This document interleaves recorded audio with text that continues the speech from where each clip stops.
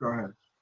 This is Tom Pope from Community and Social Change Radio, along with Glenn Greenwich.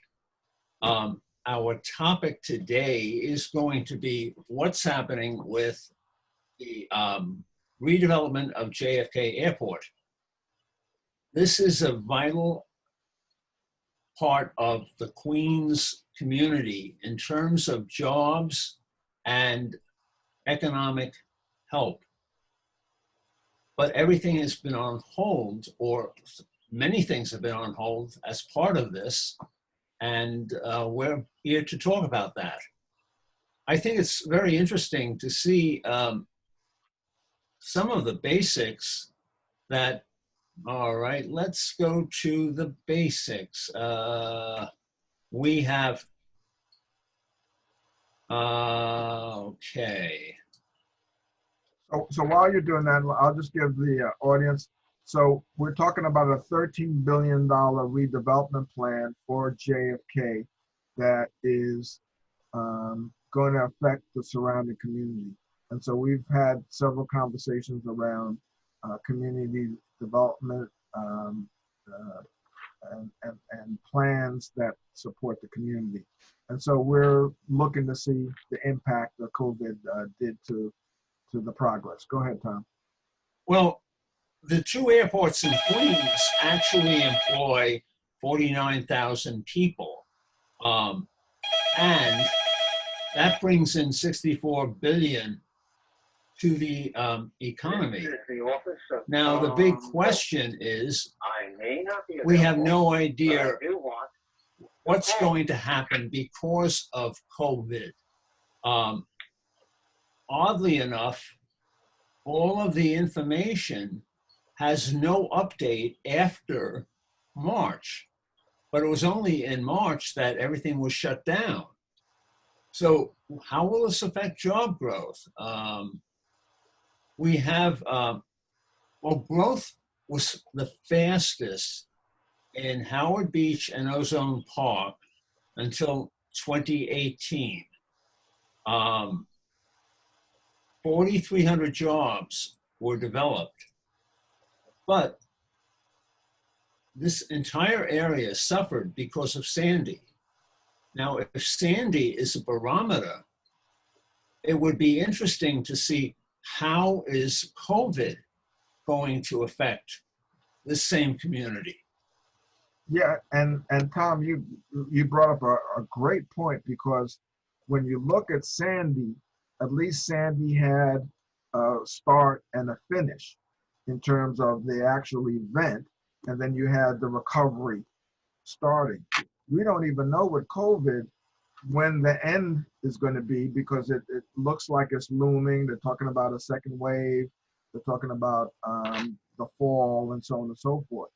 And so I'm not even sure that the Port Authority has got the wherewithal at this point in time, or any organization here in New York City, any agency in New York City has the wherewithal to even begin to track the implications of the COVID-19. Now, obviously a lot of things have slowed down. We just got into phase 1. We're looking to get into phase 2 of reopening, and the sweeping changes of social distancing and so forth are certainly going to impact workers, certainly construction workers, certainly the business communities that are going to be around, impacted, by the community benefits side of the development. So there are a couple of factors that are pretty much unknown at this point in time, even though it's been 3 months. You think that there would be some kind of a update or some kind of status to say, this was on pause, but this part is not, or we're looking to get this open back up or something.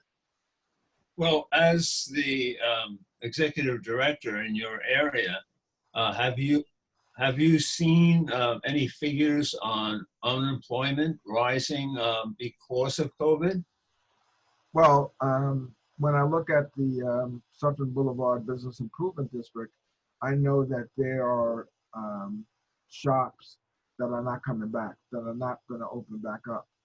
Um, Not real clear what the full impact of it is. I know that I've got at least three or four shops that aren't going to come back, that have basically said that they're done. And then we're going to have another wave of this next 6 months. I would estimate that we'll find out who else is going to not make it, come to in the reopening, because businesses, we're talking about some of these businesses haven't paid their landlord in the last 3 months. Property owners are now looking for some kind of relief. There's nothing coming out of the state. Quite frankly, the state budget is already in a deficit. The city budget's in a deficit. So I'm not sure that they're going to be able to muster much help. I don't think that the federal government is looking to bail anybody out at this point in time, beyond the Paycheck Protection Program and the EIDL that they put together. So I think that those are two programs that are pretty much done. So where do the businesses go? They either are forced um, to try to open back up and see if they can get some of the momentum going, or just cut their losses and walk away. How many people were scheduled to actually benefit from jobs because of the redevelopment of JFK? Well, again, that was one of those misnomers. You know, you one of the things that we looked at and talked about was that the goal was to have 30% minority and women business enterprises, um, as part of the overall redevelopment. So of that 13 billion, there had a goal for 30%. Now, that was a very optimistic goal to begin with, um, and not sure how successful they would have been, because they weren't very successful in the LaGuardia upgrade, which was about a $4 billion upgrade, and they did not get even 20% MWBE participation in that project.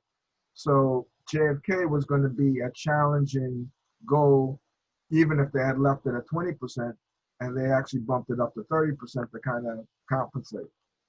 Which types of businesses in the area would benefit from this? Well, the businesses outside of the construction, because obviously construction would be part of that. But one of the things that we talked about and we presented to Port Authority in a community benefits agreement, we structured a, um, a, a community benefits agreement plan, and we looked at having some infrastructure support for training, development. We looked at education, um, having some of that money be put into the junior high school and high school programs to impact aviation jobs.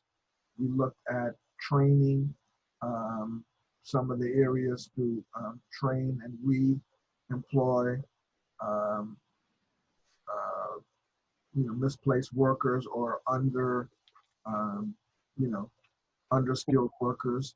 Types of workers, though. Um, Mostly workers that were doing minimum wage. So we were looking to really get people trained in janitorial services, get them trained in, and actually some of the construction people needed to get trained in the OSHA 30, so that they're safe on the job.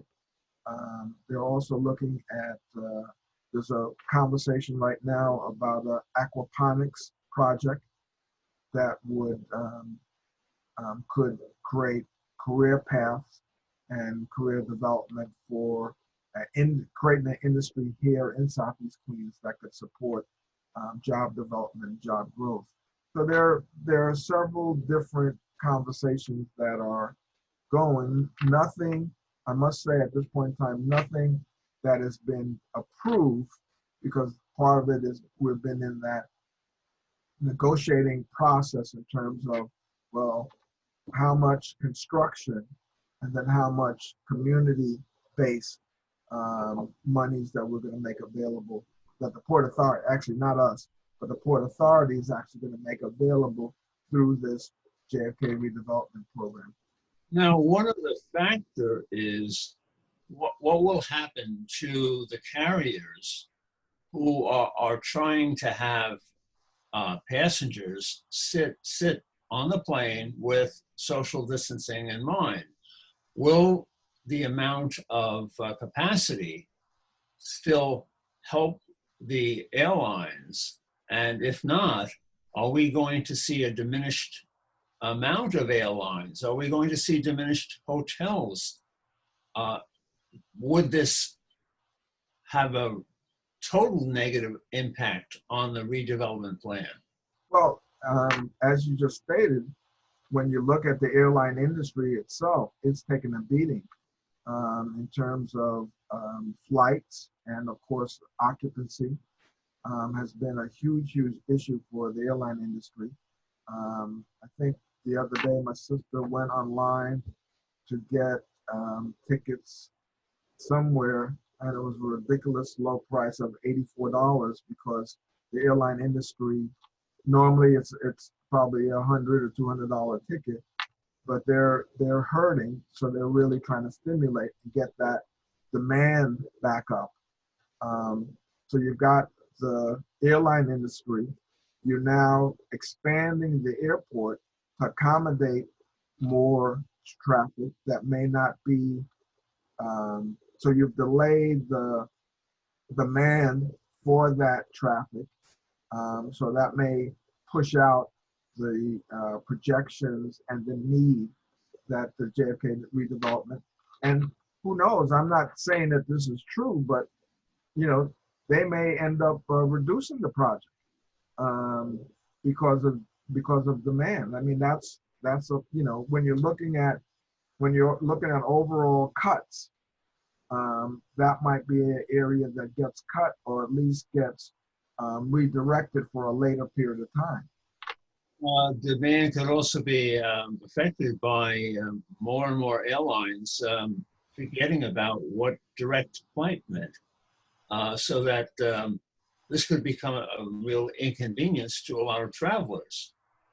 Yeah, so right now we really don't know the full impact of COVID on the whole JFK redevelopment. I mean, it could have some really negative implications. It could be cost reductions. It could be delayed demand, because it's going to take the airline industry a couple of years to really recoup, from what I've been hearing from the experts. Are you aware of companies that formed prior to March, before COVID, just in the hope of having some business from the airlines, or rather from the reconstruction? Well, there's the aquaponics company that's looking to start something in Southeast Queens has been, that was something that they were looking to get initiated through the JFK redevelopment. And what they were looking to do is actually showcase a model that could then be replicated in other communities in this country and around the world. So they may not get the funding for that, to establish that. I'm sure there's some other businesses that were lining themselves up to be part of this, the economic development engine that JFK is, in terms of transportation. And don't forget that one of the things that has been missing, and I think that the redevelopment would have helped to address, although it still had some issues, is the freight. JFK used to be one of the biggest freight handlers in the country, and over the years, it's been being reduced, and part of it has to do with the fact that once you get it to JFK, how do you get it into the city or the other transportation? And it's strictly trucking. And so we've already bottlenecked a lot of the transportation hubs that way. There was a talk about a light rail and the freight traffic being sent in directly on the Long Island Railroad tracks into the city. So all of those things were being explored and looked at as new ways of innovative innovations for JFK redevelopment. You know, you redevelop it and have the increased capacity, and then now with that, then you look at how you can then distribute it, and freight is certainly one piece. I don't think people talk about it as much. Actually, my father was one of the guys that was part of the, you know, he did air freight at JFK for United Airlines. So I'm a little connected to that side of the conversation, but most people think about just the passenger side. Now, when we talk about this redevelopment and also the redevelopment being hurt by COVID, throwing everything up in the air, not being certain, is there a model from some other place in terms of dealing with an airport that had similar types of problems? Is there a model that shows us how we might proceed with unknown factors that we're talking about? I don't, Tom, to be honest with you, I don't think so. I think that this whole notion of economic development engine and this whole community benefits, the whole community benefits conversation, I think, was demonstrated by LAX airport in Los Angeles.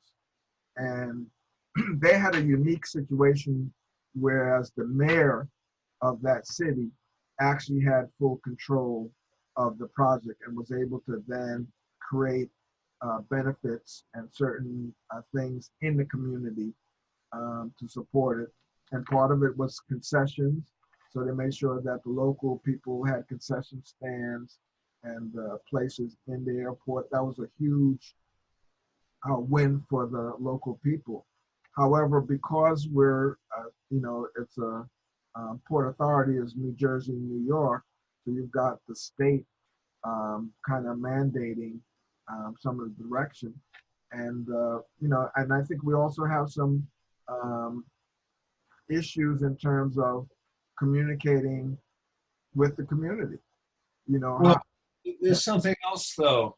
You started that by talking about the mayor having control, but evidently the mayor, while having control, respected the rights of the local community seeking their input. So somewhere in the system, you might need a mayor's or someone like the mayor, but it only works if you have input from the local community. well, one of the things that we have to be very careful with is comparing apples to oranges. So the fact that because this is a state run, this is the governor's um,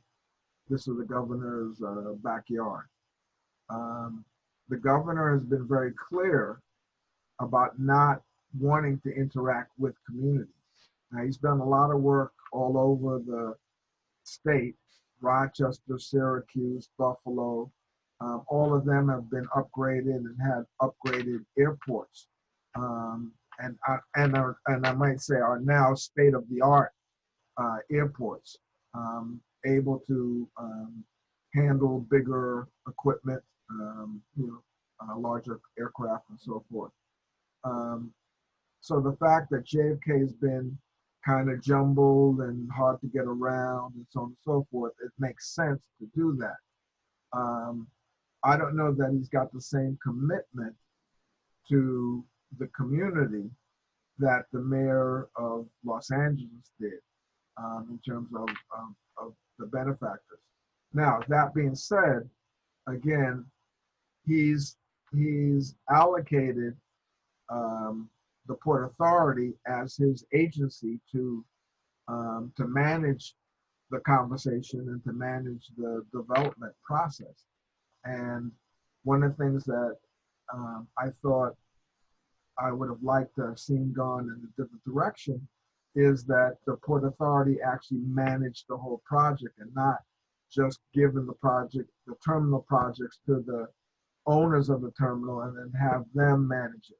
So for me, there's not enough oversight by the Port Authority to mandate the 30% MWBE that they're looking to have. They've kind of left it up to the JetBlues and to, the various owners of the terminal.